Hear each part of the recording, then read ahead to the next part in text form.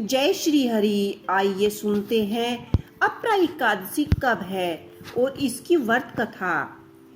युधिष्ठिर कहने लगे कि हे भगवान, ज्येष्ठ कृष्ण एकादशी का क्या नाम है तथा इसका महत्व क्या है, सो कृपया करके कहिए।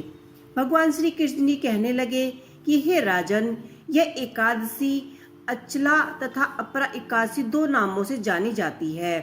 पुराणों के अनुसार ज्येष्ठ कृष्ण पक्ष की एकादशी अपरा एकादशी है, क्योंकि यह अपार धन देने वाली है। जो मनुष्य इस व्रत को करते हैं वे संसार में प्रसिद्ध हो जाते हैं। इस दिन भगवान त्रिविक्रम की पूजा की जाती है। अपरा एकादशी के व्रत के प्रभाव से ब्रह्मा हत्या, भूत योनि, दूसरे की निंदा आदि के सब पापों से दूर हो जाता है। इस व्रत के करने से पर स्त्री गमन, झूठी गवाही देना, झूठा बोलना, झूठे शास्त्र पढ़ना या बनाना, झूठी ज्योतिषी बनाना तथा झूठ वेद बनाना आदि सब पापों से नष्ट हो जाता है। जो क्षत्रिय युद्ध से भाग जाए वे नरकगामी हो जाता है। परंतु यह एकादशी अपरा एकादशी का व्रत करने से सभी स्वर्ग को प्राप्त होते हैं। जो शिष्य गुरु से शिक्षा ग्रहण करते हैं फिर उनकी निंदा करते हैं वे अवश्य नरक में पड़ जाते हैं। मगर अपरा एकादशी का व्रत करने से वो भी इस पाप से मुक्त हो जाते हैं। जो फल तीनों पुरस्कार में कार्तिक पूर्णिमा को स्नान करने से या गंगा तट पर पितरों को पिंडदान करने से प्राप्त होता है, वही अपरा एकादशी का व्रत करने से प्राप्त होता है।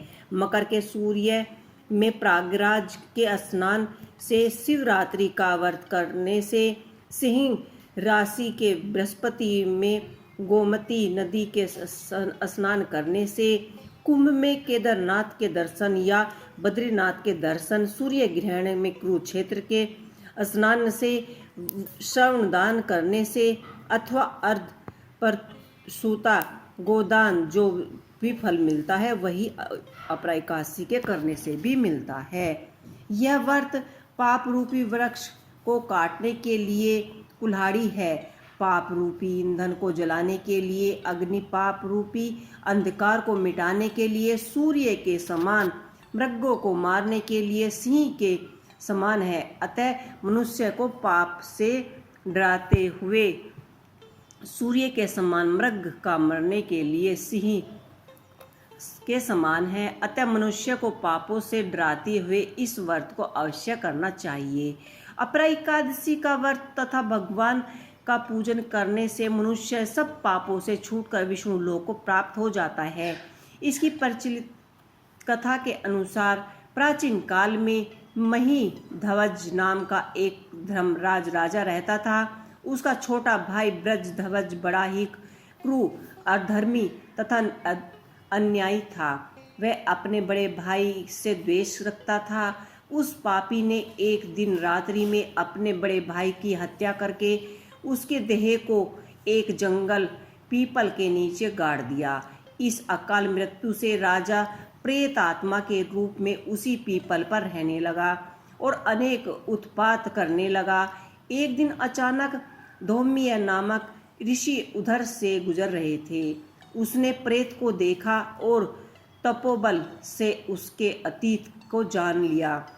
अपने तपोबल से प्रेत उत्पात का कारण समझ गए। ऋषि ने प्रसन्न होकर उस प्रेत को पीपल के पेड़ से उतारा और परलोक विद्या का उपदेश दिया। दयालु ऋषि ने राजा को प्रेत योनि से मुक्त करने के लिए स्वयं ही अपरा एकादशी अचला एकादशी का व्रत किया और उसे उसकी गति से छुड़ाने को उसका पुण्य प्रेत को अर्पित कर दिया। इस पुण्य के प्रभाव से राजा की प्रेत योनि से मुक्ति हो गई। वह ऋषि को धन्यवाद देता हुआ दिव्य देह धारण कर पुष्पक विमान में बैठकर स्वर्ग को चला गया।